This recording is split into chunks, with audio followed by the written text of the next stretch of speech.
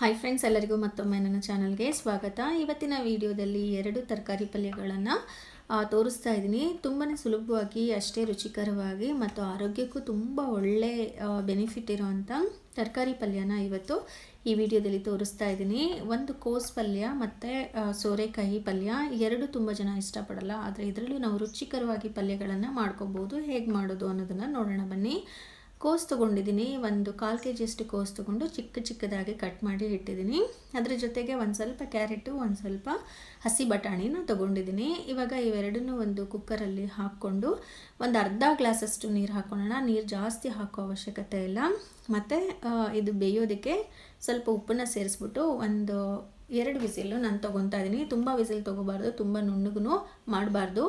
ಒಂದು 2 ವಿಸಿಲ್ ಬರಲಿ ಅಷ್ಟೊತ್ತಿಗೆ ನಾನು ಇಲ್ಲಿ ಹಸಿಮೆಣಸಿನ್ಕಾಯಿ ಒಂದು 4, ಅಂದರೆ ಖಾರಕ್ಕನುಸಾರವಾಗಿ 2 ಒಣಮೆಣಸಿನ್ಕಾಯಿನ ಹಾಕ್ಕೊಂಡು ಇದನ್ನು ರಫಾಗಿ ನಾನು ಪೇಸ್ಟ್ ಮಾಡ್ಕೊತೀನಿ. ನೀವು ಕಟ್ ಮಾಡಿ ಹಾಕೋದಕ್ಕೇ ಈ ಥರ ಹಾಕೋದ್ರಿಂದ ಆ ಕೋಸಿಗೆ ಏನಂದರೆ ಎಲ್ಲ ನೀಟಾಗಿ ಖಾರ ಹಿಡಿಯುತ್ತೆ. ಮತ್ತು ಒಂದು ಈರುಳ್ಳಿ ತೊಗೊಂಡಿದ್ದೀನಿ, ಸ್ವಲ್ಪ ತೆಂಗಿನಕಾಯಿ ತುರಿ ತೊಗೊಂಡಿದ್ದೀನಿ, ಕರಿಬೇವಿನ ಸೊಪ್ಪು ಮತ್ತು ಸಾಸಿವೆ, ಆಮೇಲೆ ಎಣ್ಣೆ ಬೇಕಾಗುತ್ತೆ. ಇಷ್ಟೇ ಬೇಕಾಗೋದು. ನೋಡಿ, ಇದನ್ನು ಅಷ್ಟೇ ಕೋಸು ಚೆನ್ನಾಗಿ ಹದವಾಗಿ ಬಂದಿದೆ. ಅದೇ ರೀತಿ ಹಸಿ ಬಟಾಣಿ ಮತ್ತು ಕ್ಯಾರೆಟೂ ಅಷ್ಟೇ ಹದವಾಗಿ ಬಂದಿರಬೇಕು. ತುಂಬ ನುಣ್ಣಗೂ ಆಗಬಾರ್ದು. ಆ ರೀತಿ ಬೇಯಿಸ್ಬಿಟ್ಟು ಇದನ್ನು ಬಸ್ಕೊಳ್ಳೋಣ. ಒಂದು ಸಿಬ್ಲಿಯಲ್ಲಿ ಹಾಕ್ಕೊಂಡು ಇದನ್ನೆಲ್ಲ ತೆಗೆದ್ಬಿಟ್ಟು ನೀರೆಲ್ಲ ಹೋಗೋ ಹಾಗೆ ಮಾಡಿ. ಇದನ್ನು ಹಿಂಡೋ ಅವಶ್ಯಕತೆ ಏನಿಲ್ಲ. ಈ ರೀತಿ ನೀವು ನೀರು ತೆಗೆದ್ರೆ ಸಾಕಾಗುತ್ತೆ. ಇವಾಗ ಇದಕ್ಕೆ ಒಗ್ಗರಣೆ ಹಾಕೋಣ.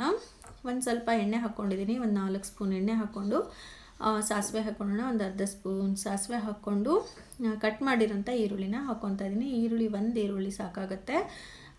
ಈರುಳ್ಳಿ ನೀವು ಯಾವ ರೀತಿ ಬೇಕಾದರೂ ಕಟ್ ಮಾಡ್ಕೋಬೋದು. ಕಟ್ ಮಾಡಿರೋಂಥ ಈರುಳ್ಳಿನ ಸೇರಿಸ್ಕೊಂಡು ಕರಿಬೇವನ್ನು ಸಹ ಇದರಲ್ಲಿ ಸೇರಿಸ್ಕೊಳ್ಳೋಣ. ಕರಿಬೇವು ಫಸ್ಟೇ ಹಾಕಿದ್ರೆ ಕಪ್ಪಗೆ ಹೋಗ್ಬಿಡುತ್ತೆ. ಅದರಿಂದ ನೀವು ಈರುಳ್ಳಿ ಹಾಕಿದ ಕೂಡಲೇ ನೀವು ಕರಿಬೇವನ್ನ ಹಾಕ್ಕೊಳ್ಳಿ. ಈ ಒಗ್ಗರಣೆಗೆ ಎಷ್ಟು ಬೇಕೋ ಅಷ್ಟು ಮಾತ್ರ ಉಪ್ಪನ್ನು ಸಹ ಸೇರಿಸ್ಕೊಂಡು ಸ್ವಲ್ಪ ಚೆನ್ನಾಗಿ ಫ್ರೈ ಮಾಡ್ಕೊಳ್ಳೋಣ. ಇವಾಗ ನಾವು ಹಸಿಮೆಣಸಿನ್ಕಾಯಿ ಖಾರನ ಇದರಲ್ಲಿ ಸೇರಿಸ್ತಾ ಇದ್ದೀನಿ. ಹಸಿಮೆಣಸಿನ್ಕಾಯಿನ ಕಟ್ ಮಾಡಿ ಹಾಕೋದಕ್ಕಿಂತ ಕೋಸ್ ಪಲ್ಯಕ್ಕೆ ಈ ಥರ ರುಬ್ಬಿ ಹಾಕೋದ್ರಿಂದ, ಕೋಸ್ ಸ್ವಲ್ಪ ಸಪ್ಪೆ ತರಕಾರಿ ಆಗಿರೋದ್ರಿಂದ ಖಾರ ಎಲ್ಲ ನೀಟಾಗಿ ಸ್ಪ್ರೆಡ್ ಆಗಿ ಒಳ್ಳೆ ಟೇಸ್ಟ್ ಕೊಡುತ್ತೆ. ಖಂಡಿತ ನೀವು ಸಹ ಹೀಗೆ ಟ್ರೈ ಮಾಡಿ ನೋಡಿ, ತುಂಬಾ ಇಷ್ಟ ಆಗುತ್ತೆ. ಆ ಖಾರ ಎಲ್ಲ ಹೋಗಬೇಕು, ಹಸಿ ಖಾರ ಎಲ್ಲ ಚೆನ್ನಾಗಿ ಬೇಯಬೇಕು. ಬೆಂದಾದಮೇಲೆ ನಾವು ಬೇಯಿಸಿರೋಂಥ ತರಕಾರಿನ ಇದರಲ್ಲಿ ಸೇರಿಸ್ಕೊಳ್ಳೋಣ. ಸೇರಿಸ್ಬಿಟ್ಟು ಚೆನ್ನಾಗಿ ಮಿಕ್ಸ್ ಮಾಡೋಣ. ಒಗ್ಗರಣೆಲೆಲ್ಲ ಚೆನ್ನಾಗಿ ಮಿಕ್ಸ್ ಆಗಲಿ. ಒಂದು 2 ರಿಂದ 3 ನಿಮಿಷ ಈ ಥರ ಚೆನ್ನಾಗಿ ತಿರುಗಿಸ್ಕೊಟ್ಬಿಟ್ಟು, ಸ್ವಲ್ಪ ನೀರು ಜಾಸ್ತಿ ಇದ್ದರೆ ಎಲ್ಲನೂ ಡ್ರೈ ಆಗೋವರೆಗೂ ಈ ಥರ ಸ್ವಲ್ಪ ತಿರುಗಿಸ್ಬಿಟ್ಟು ತೆಂಗಿನಕಾಯಿ ತುರಿನ ಸೇರಿಸ್ಕೊಳ್ಳೋಣ. ತೆಂಗಿನಕಾಯಿ ತುರಿ ಹಾಕಿ ಒಂದ್ಸರಿ ಕಲಿಸ್ಬಿಟ್ಟು ಮುಚ್ಚಿಬಿಟ್ಟು ಒಂದು 3 ರಿಂದ 4 ನಿಮಿಷಗಳ ಕಾಲ ಲೋ ಫ್ಲೇಮಲ್ಲಿ ಹಾಗೇ ಬಿಟ್ಬಿಡಬೇಕು. ಆವಾಗ ಉಪ್ಪು ಖಾರ ಒಗ್ಗರಣೆ ಎಲ್ಲ ಚೆನ್ನಾಗಿ ಹಿಡಿಯುತ್ತೆ ಪಲ್ಯಕ್ಕೆ. ಆವಾಗ ತುಂಬಾ ಟೇಸ್ಟಿಯಾಗಿರುತ್ತೆ. ನೋಡಿ, ಕೋಸ್ ಪಲ್ಯ ಈಗ ರೆಡಿ ಆಯಿತು. ಕೋಸ್ ಪಲ್ಯ ಒಂದ್ಸರಿ ಈ ಥರ ಮಾಡಿ ನೋಡಿ. ನೀವು ಕೋಸನ್ನ ವೇಸ್ಟೇ ಮಾಡಲ್ಲ. ಅದೇ ರೀತಿ ಕೋಸ್ ತಿನ್ನಲ್ಲ ಅನ್ನೋರು ಕೂಡ ಈ ಪಲ್ಯನ ಇಷ್ಟಪಟ್ಟು ತಿಂತಾರೆ. ಈಗ ಕೋಸಿನ ಪಲ್ಯ ರೆಡಿ ಆಯಿತು. ಈ ಥರ ಮಾಡಿಕೊಡೋದ್ರಿಂದ ನಮಗೆ ಆರೋಗ್ಯಕ್ಕೂ ತುಂಬಾ ಒಳ್ಳೆಯದು. ಇನ್ನೊಂದು ಸೋರೆಕಾಯಿ ಪಲ್ಯ ಹೇಗೆ ಮಾಡೋದು ಅನ್ನೋದನ್ನು ನೋಡೋಣ ಬನ್ನಿ. ನಾನಿಲ್ಲೊಂದು 1/4 kg ಅಷ್ಟು ಸೋರೆಕಾಯಿನ ತೊಗೊಂಡಿದ್ದೀನಿ. ಇದನ್ನು ಕಟ್ ಮಾಡ್ಕೊಳ್ಳೋಣ. ಚಿಕ್ಕ ಪೀಸ್, ಅಂದರೆ ನಿಮ್ಗೆ ಯಾವ ರೀತಿ ಬೇಕೋ ಆ ರೀತಿ ಕಟ್ ಮಾಡ್ಕೊಳ್ಳೋಣ. ಮತ್ತು ಇದರಲ್ಲಿ ಬೀಜ ಏನಾದರೂ ತುಂಬ ಬಲ್ತೋಗಿದ್ರೆ ನೀವು ತೆಗೆದ್ಬಿಡಿ. ಇಲ್ಲ ಅಂತಂದರೆ ನೀವು ಹಾಗೇ ಆ ಬೀಜದ ಸಮೇತನೇ ಕಟ್ ಮಾಡಿ ಹಾಕ್ಕೋಬೋದು, ಏನೂ ತೊಂದರೆ ಇಲ್ಲ. ಇದನ್ನು ಅಷ್ಟೇ ಸ್ವಲ್ಪ ಸಪ್ಪೆ ತರಕಾರಿ ಅಂತಲೇ ಹೇಳ್ಬೋದು. ತುಂಬ ಜನ ಇಷ್ಟಪಟ್ಟು ತಿನ್ನಲ್ಲ. ಆದರೆ ಈ ವಿಡಿಯೋದಲ್ಲಿ ತೋರಿಸಿರೋ ರೀತಿ ನೀವು ಪಲ್ಯ ಮಾಡ್ಕೊಳ್ಳಿ.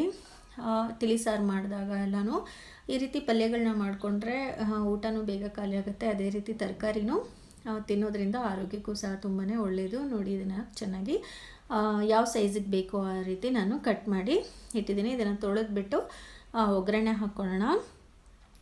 4 ಸ್ಪೂನಷ್ಟು ಎಣ್ಣೆನ ಸೇರಿಸ್ಕೊಂಡು ಸ್ವಲ್ಪ ಸಾಸಿವೆ ಹಾಕ್ಕೊತಿದ್ದೀನಿ. ಒಣಮೆಣಸಿನ್ಕಾಯಿ ಹಾಕ್ಕೊತಿದ್ದೀನಿ. ಒಂದು 2 ರಿಂದ 3 ಒಣಮೆಣಸಿನ್ಕಾಯಿನ ಹಾಕ್ಕೊಂಡು ಕಟ್ ಮಾಡಿರೋಂಥ ಸೋರೆಕಾಯಿನ ಇದರಲ್ಲಿ ಸೇರಿಸ್ತಾ ಇದ್ದೀನಿ. ಇದನ್ನು ಚೆನ್ನಾಗಿ ಮಿಕ್ಸ್ ಮಾಡಿಬಿಟ್ಟು ನಾವು ಇದನ್ನ ಬೇಯೋಕ್ಕೆ ಬಿಟ್ಬಿಡೋಣ.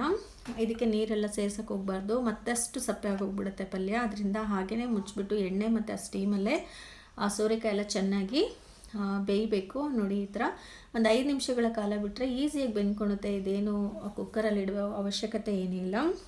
ಇದಕ್ಕೆ ರುಚಿಗೆ ಅನುಸಾರವಾಗಿ ಉಪ್ಪನ್ನು ಸಹ ಸೇರಿಸ್ಕೊಳ್ಳೋಣ.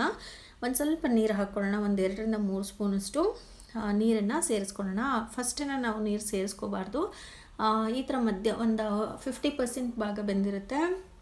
ಆ ಟೈಮಲ್ಲಿ ಸೀದೋಗಬಾರ್ದು ಅಂತ ಅಂದ್ಬಿಟ್ಟು 2-3 ಸ್ಪೂನಷ್ಟು ನೀರನ್ನು ಹಾಕ್ಕೊಂಡು ಅರಿಶಿನ ಒಂದು ಸ್ವಲ್ಪ, ಖಾರಕ್ಕೆ ಅನುಸಾರವಾಗಿ ಖಾರದ ಪುಡಿ, ಮತ್ತು ಒಂದು ಸ್ವಲ್ಪ ಧನಿಯಾ ಪುಡಿ, ಒಂದು ಸ್ವಲ್ಪ ಗರಂ ಮಸಾಲ, ಯಾವುದೂ ಹೆಚ್ಚಿಗೆ ಹಾಕಬಾರ್ದು.